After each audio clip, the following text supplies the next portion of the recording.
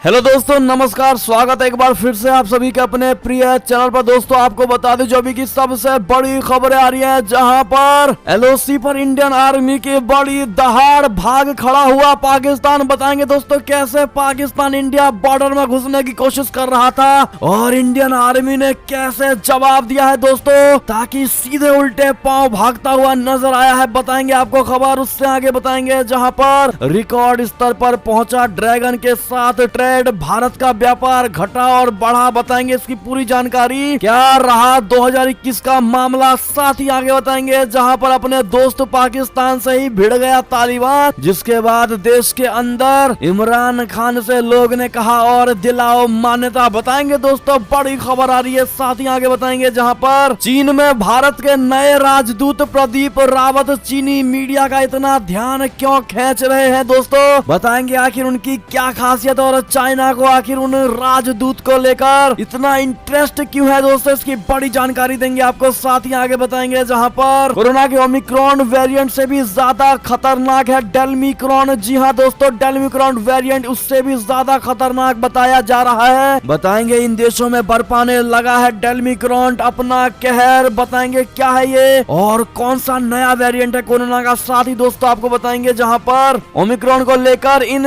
राज्यों में night curfew लगाया गया है दोस्तों। सिर्फ उत्तर प्रदेश और मध्य प्रदेश में नहीं दोस्तों, बाकी इन दो राज्यों में भी लगा दिया गया है नाइट कर्फ्यू। साथ ही आपको अगली खबर में बताएंगे जहां एबीपी सी वोटर सर्वे में भाजपा को बढ़ती मिल रही है बढ़त। बताएंगे कितने वोटों से बढ़त बना रही है भारतीय जनता पार्टी। जी हाँ दोस्तों, इसका बड़ा खुलासा करेंगे आपके सामने। साथ ही बताएंगे जहां पर उत्तर प्रदेश चुनाव को लेकर कब होगा फैसला। इलाहाबाद हाईकोर्ट की अपील के बाद इलेक्शन कमीशन ने भी दिया है अपना जवाब। जी हाँ दोस्तों, ये भी बड़ी जानकारी देंगे आपको। साथ ही अगर आप भी नहीं किए हैं फ्री राशन को लेकर ये काम, तो नहीं मिलेगा आपको अगले साल से राशन। जी हाँ दोस्तों, फटाफट कर लें ये काम। बताएंगे इसकी भी जानकारी देंगे आपको। साथ ही ई श्रम पोर्टल पर अगर रजिस्ट्रेशन के दौरान आपको हो रही है कोई भी परेशानी, तो हम आपके लिए निजात लेकर आए हैं दोस्तों। साथ ही हर तरह की जानकारी लेकर आए, तो बने रहेगा वीडियो के अंत तक। और अभी खबरों में आगे बढ़ने से पहले हमेशा की तरह मानते हैं कि मोदी जी तो हर चीज संभव है। भारतीय सेना तो अपना देश गर्व से जी रहा है दोस्तों। और साथ ही अपने भारत को सर्वश्रेष्ठ देखना चाहते तो फटाफट से इस वीडियो को भी कर दीजिए लाइक, चैनल को कर दीजिए सब्सक्राइब, बेल आइकन दबाइए। साथ ही कमेंट बॉक्स में लिख दीजिएगा जय हिंद। चलते हैं पहली और सबसे बड़ी खबर की तरफ, जहां पर एलओसी पर इंडियन आर्मी की बड़ी दहाड़ भाग खड़ा हुआ पाकिस्तान। बता दें पाकिस्तान इंडियन बॉर्डर में घुसने की कोशिश कर रहा था। इंडियन आर्मी ने उसे कड़ी चेतावनी दी और अपनी सीमाओं में रहने के लिए कहा, जिसके बाद मीडिया रिपोर्ट्स के मुताबिक पाकिस्तान एलओसी के करीब सड़क सुरंग का निर्माण करने के फिराक में था। लेकिन जब भारतीय सेना को इसका पता लगा तो उसने पाकिस्तान को यह हिमाकत ना करने को कहा, जिसके बाद दोस्तों उल्टे पांव ये लोग भगते हुए नजर आए हैं दोस्तों। मीडिया रिपोर्ट्स के मुताबिक ये सबसे बड़ी खबर है। अपनी भारतीय सेना के एक आवाज पर दोस्तों ये सारे के सारे सुरंग का निर्माण और सड़क का निर्माण छोड़ छाड़ उल्टे पांव भगते नजर आए हैं दोस्तों। आज की और 2021 की ये सबसे बड़ी खबर मानी जा रही है, जिसको हमने आपको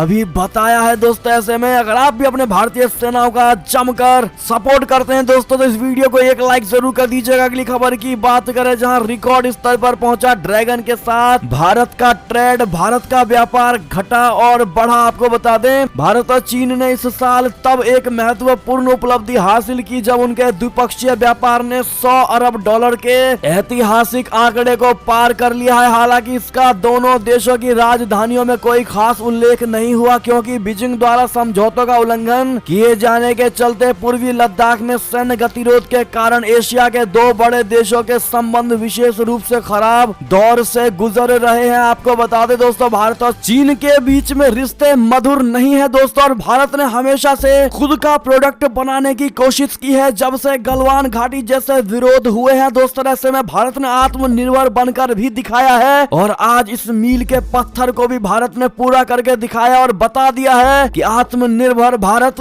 आगे आने वाले समय में पूरे तरीके से आत्मनिर्भर हो जाएगा दोस्तों। और आपको बता दें कि चीन ने ही किया है समझौता का उल्लंघन। लद्दाख गतिरोध के चलते व्यापार को छोड़कर सभी मोर्चों पर संबंध प्रभावित हुए। विदेश मंत्री एस जयशंकर ने नवंबर में सिंगापुर में एक पैनल चर्चा के दौरान कहा था कि भारत और चीन अपने संबंधों में विशेष रूप से खराब दौर से गुजर रहे हैं, क्योंकि बीजिंग ने समझौतों का उल्लंघन करते हुए कई कदम उठाए हैं जिसके लिए उसके पास अभी कोई विश्वसनीय स्पष्टीकरण नहीं है। और ऐसे में दोस्तों उन्होंने परोक्ष तौर पर पूर्वी लद्दाख सीमा गतिरोध की ओर इशारा करते हुए कहा था कि हम अपने रिश्तों में विशेष रूप से खराब दौर से गुजर रहे हैं, क्योंकि उन्होंने समझौतों का उल्लंघन करते हुए कदम उठाया है जिसके लिए उनके पास अभी भी कोई विश्वसनीय स्पष्टीकरण नहीं है। और ये इसको लेकर कुछ पुनः विचार का संकेत करता है कि ये हमारे रिश्ते को कहां ले जाना चाहते हैं, लेकिन इसको लेकर जवाब उन्हें देना ही पड़ेगा। और ऐसे में दोस्तों भारत के साथ रिश्ते खराब करके चाइना को ही भारी नुकसान होता नजर आ रहा है। और भारत ने खास करके मोदी सरकार ने आत्मनिर्भर भारत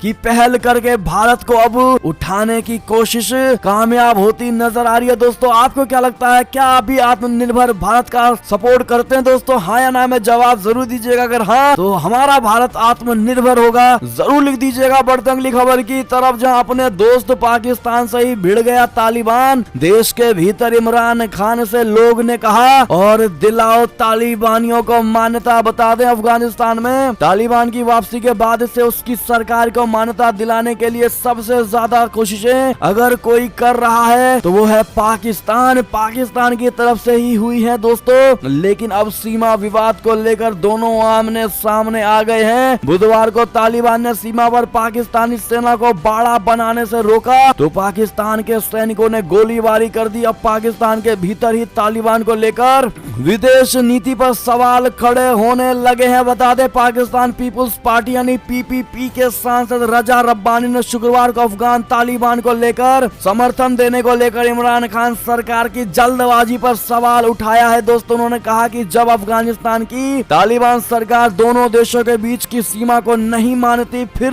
सरकार जल्दबाजी में क्यों है। संसद के एक सत्र को संबोधित करते हुए रब्बानी ने विदेश मंत्री शाह महमूद कुरैशी से कहा कि वो सदन को पाकिस्तान अफगानिस्तान के बीच हालिया सीमा विवाद को लेकर स्थिति स्पष्ट करे, यानी कि कहीं ना कहीं इमरान खान अब खुद अपने ही देश में यानी पाकिस्तान में घिरते नजर आ रहे हैं दोस्तों। और अब कोई भी उनका सपोर्ट नहीं कर रहा है, कोई भी समर्थन नहीं कर रहा है। बता दें अगली बड़ी खबर आ रही है इसी से जुड़ी, जहां पाकिस्तान में पहली बार पीएम इमरान खान ने भारत की दी है मिसाल। कहा हम उनसे इस सेक्टर में रह गए हैं पीछे। बता दें पाकिस्तान के प्रधानमंत्री इमरान खान ने पहली बार स्वीकार किया है कि वो भारत से टेक्नोलॉजी इंडस्ट्री में पीछे है दोस्तों। 23 दिसंबर को लाहौर में special technology zone Lahore Technopolis के उद्घाटन के मौके पर इमरान खान ने कहा कि टेक्नोलॉजी के क्षेत्र में हम भारत से बहुत पीछे रह गए हैं। उन्होंने कहा कि एक साथ आजाद हुए मुल्क हिंदुस्तान करीब 15 से 20 साल पहले इस सेक्टर में आया और आज की तारीख में उनका करीब 150 अरब डॉलर का एक्सपोर्ट है। हिंदुस्तान ने जब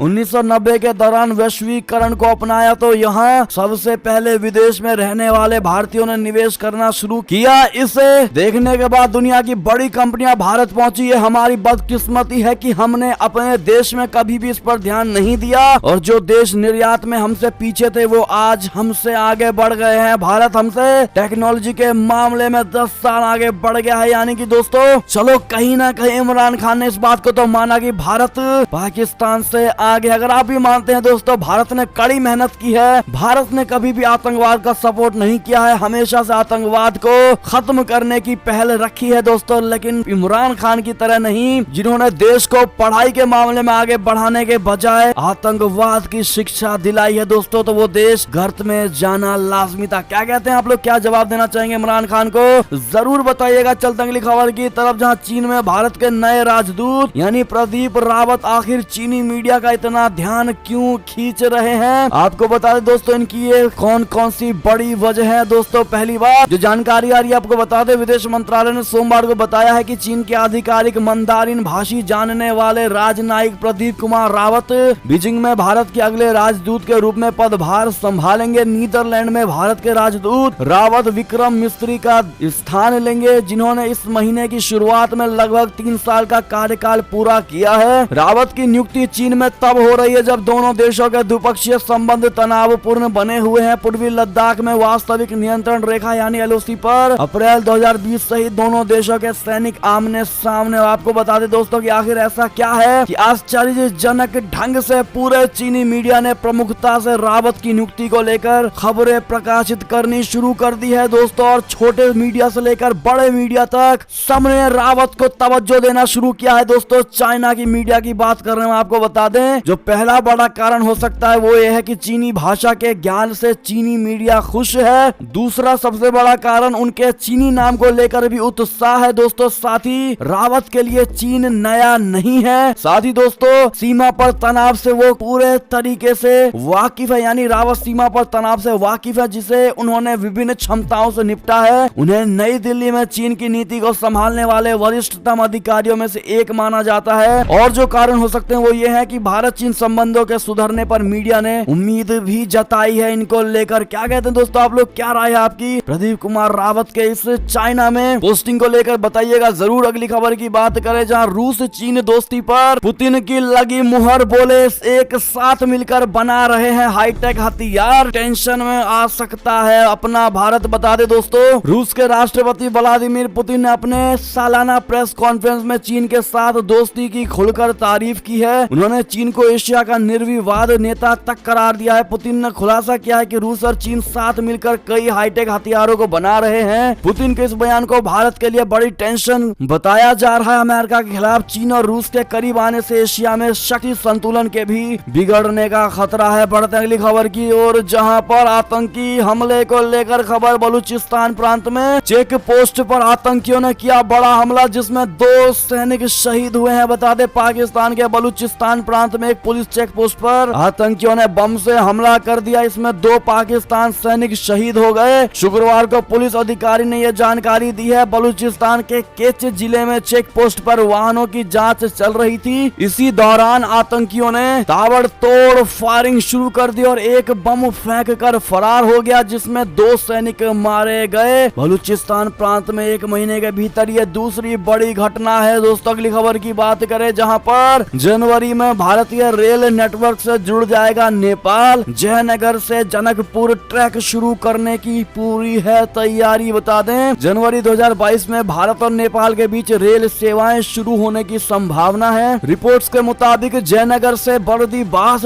ट्रैक के कुर्था स्टेशन तक रेल की सेवा शुरू होगी दोस्तों। भारतीय रेलवे जयनगर से बर्दीबास तक 68 किलोमीटर तक के इस प्रोजेक्ट को पूरा करने में जुटा हुआ है। जयनगर बर्दीबास प्रोजेक्ट को 3 भाग में बांटकर काम किया जा रहा है। जयनगर से कुर्था, कुर्था से बिजलपुरा और बिजलपुरा से बर्दीबास। चलते हैं दोस्तों अगली खबर की तरफ जहां पर IS खुरासान के नेता सनाउल्लाह गफारी पर संयुक्त राष्ट्र सुरक्षा परिषद ने लगाया प्रतिबंध। बता दें संयुक्त राष्ट्र सुरक्षा परिषद यानी UNSC ने इस्लामिक स्टेट के अफगानिस्तान में सहयोगी गुट इस्लामी स्टेट खुरासान के नेता सनाउल्लाह गफारी पर नए प्रतिबंध लगाए हैं। नए प्रतिबंधों के तहत 27 वर्षीय आतंकवादी की संपत्तियों की जब्ती, यात्रा प्रतिबंध और एक हथियार प्रतिबंध शामिल है। बढ़ते अगली खबर की तरफ जहां तबलीगी जमात के समर्थन में खड़ा हुआ पाकिस्तान क्या सऊदी अरब के खिलाफ की कोशिश कर रहा है इमरान खान। बता दे दोस्तों सऊदी अरब के तबलीगी जमात पर प्रतिबंध लगाने की पाकिस्तान में जमकर आलोचना की जा रही है। पाकिस्तान के सबसे प्रभावशाली सूबे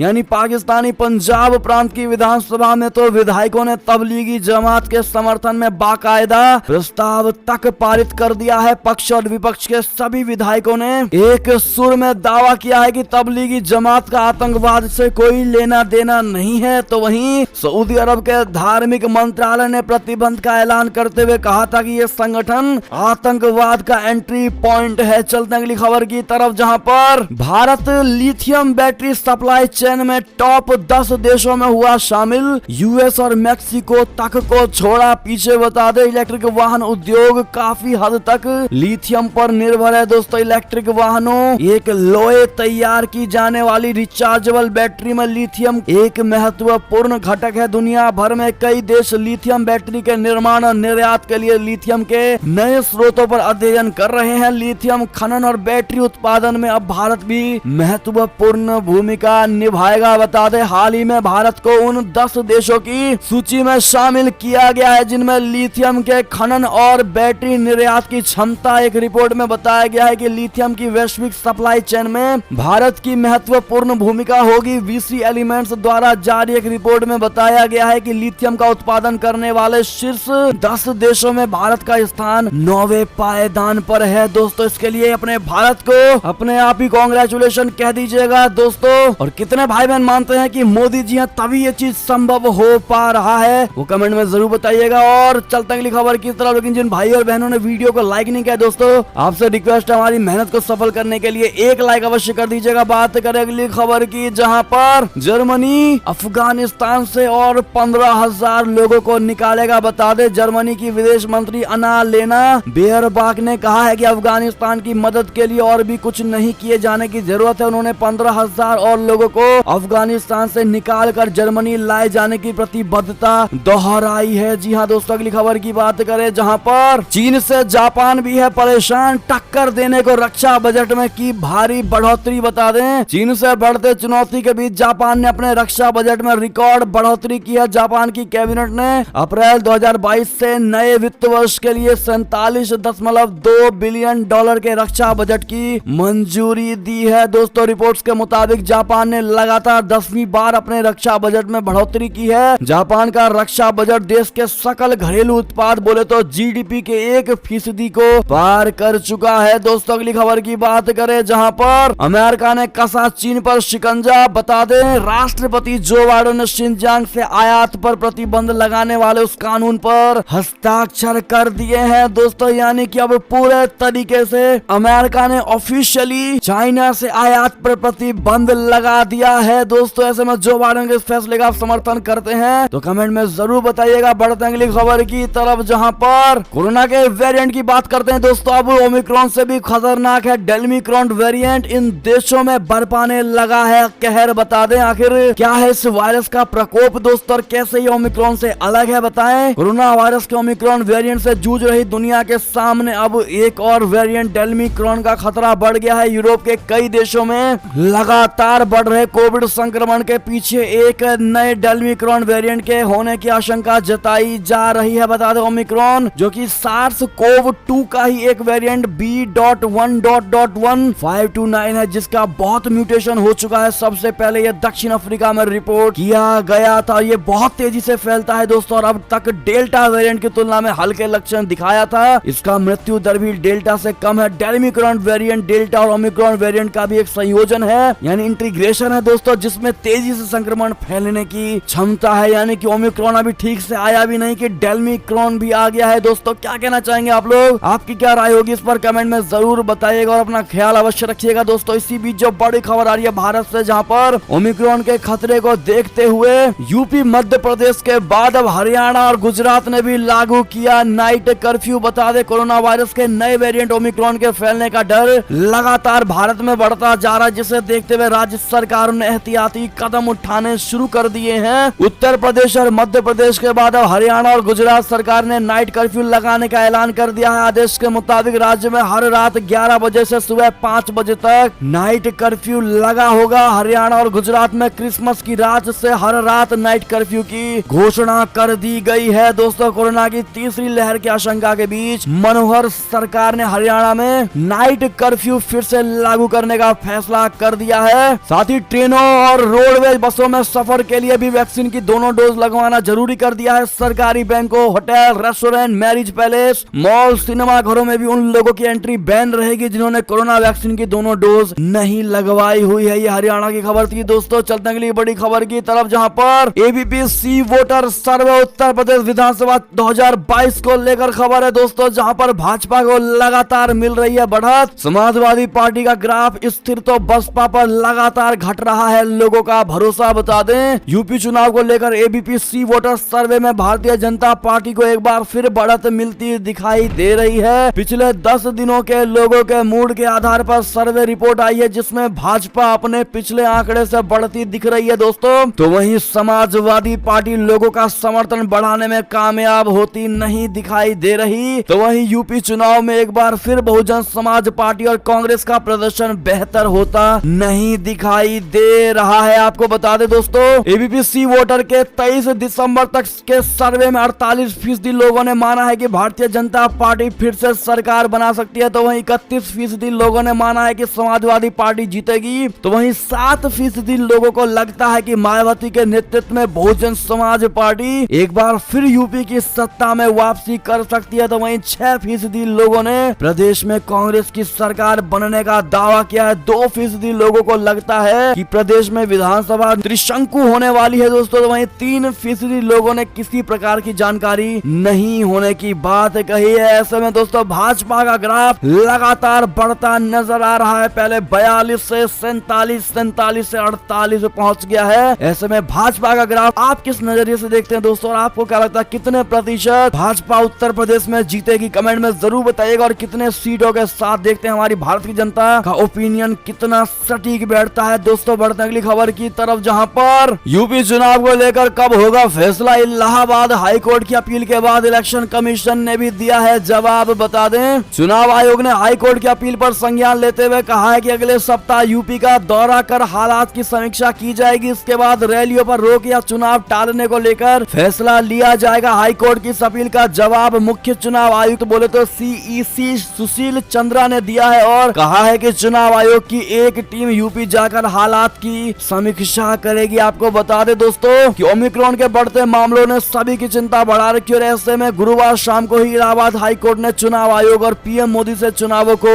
टालने की अपील की थी, जिसके जवाब में चुनाव आयोग ने ये बात कही है। दोस्तों चलते अगली खबर की तरफ, जहां पर कानपुर के बाद कन्नौज पहुंची विजिलेंस टीम। पीयूष जैन के घर पूरी हुई नोटों की गिनती, ट्रक में भरकर लेकर जाया गया 150 करोड़ रुपया। जी हां दोस्तों, उत्तर प्रदेश के कन्नौज में एक इत्र कारोबारी के घर GST की विजिलेंस टीम के छापे की जानकारी मिल रही है। जानकारी के मुताबिक कन्नौज शहर के होली मोहल्ला स्थित बड़े इत्र कारोबारी रानू मिश्रा के घर और कारखानों में विजिलेंस टीम जांच कर रही है। जानकारी के अनुसार रानू मिश्रा पान मसाला और नमकीन बनाने वाला कंपनियों को इत्र कंपाउंड की सप्लाई करते थे। कानपुर के कारोबारी पीयूष जैन के बाद ये दूसरी बड़ी कार्यवाही है। दोस्तों आपको बता दें, जहां पर वायरल होने के बाद इस कारोबारी के नोटों से भरे घर की तस्वीर के बाद बीजेपी के दिग्गज नेता ने समाजवादी पार्टी को घेरना शुरू कर दिया है। आप क्या कहना चाहेंगे दोस्तों, आपकी क्या राय होगी इस पर कमेंट करके जरूर बताइएगा। अगली खबर की बात करें, जहां पर यूपी फ्री राशन को लेकर खबर, अगर आप भी नहीं किए हैं ये काम तो नए साल से नहीं मिलेगा राशन। बता दें उत्तर प्रदेश की योगी सरकार राशन कार्ड धारकों को हर महीने फ्री राशन वितरण कर रही है। सरकार की सुविधा से लाखों गरीब परिवारों को फायदा मिल रहा है। कोरोना काल में जब लोग बेरोजगार हो गए तब से लेकर अब तक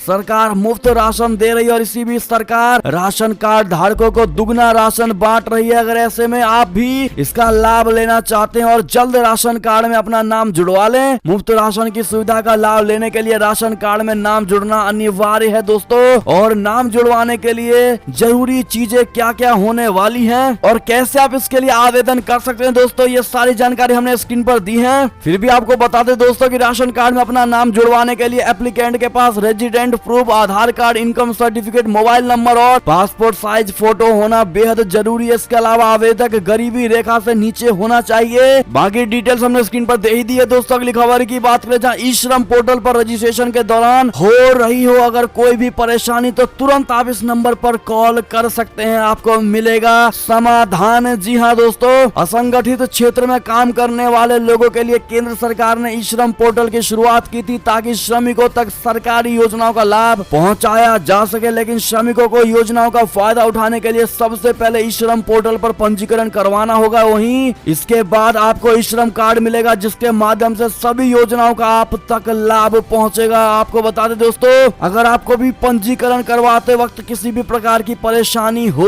रही है तो हमने नंबर स्क्रीन पर दे दिया है दोस्तों। टोल फ्री नंबर है 14 पर कॉल कर सकते हैं, आपको तुरंत आपके प्रॉब्लम के दौरान समाधान मिल जाएगा। अगर आपको रजिस्ट्रेशन फॉर्म भरने में परेशानी है तो संपर्क करते हुए इससे जुड़ी जानकारी भी हासिल कर सकते हैं। और ऐसे में दोस्तों ये थी अब तक की सारी बड़ी खबरें। आपको हमारी खबर कैसी लगी, आशा करता हूँ बहुत अच्छी लगी होगी। अगर थोड़ी भी अच्छी लगी है तो इस वीडियो को भी अपने भाई बंधुओं में व्हाट्सएप, फेसबुक, ट्विटर के जरिए पूरे भारत में शेयर करना बिल्कुल मत भूलिएगा दोस्तों। और अभी कर दीजिए इस वीडियो को लाइक, चैनल को कर दीजिए सब्सक्राइब, बेल आइकन दबाइए, साथ ही कमेंट बॉक्स में लिख दीजिएगा जय हिंद, जय भारत। तो मिलते हैं दोस्तों आपसे अगली बड़ी खबरों में, तब तक अपना ख्याल रखिएगा। और खबरों का सिलसिला लगातार हमारे चैनल पर जारी है तो अपडेट रहना बिल्कुल मत भूलिएगा और अगले खबर का इंतजार करते हैं और अगले खबर में मिलिएगा दोस्तों। बहुत बहुत धन्यवाद।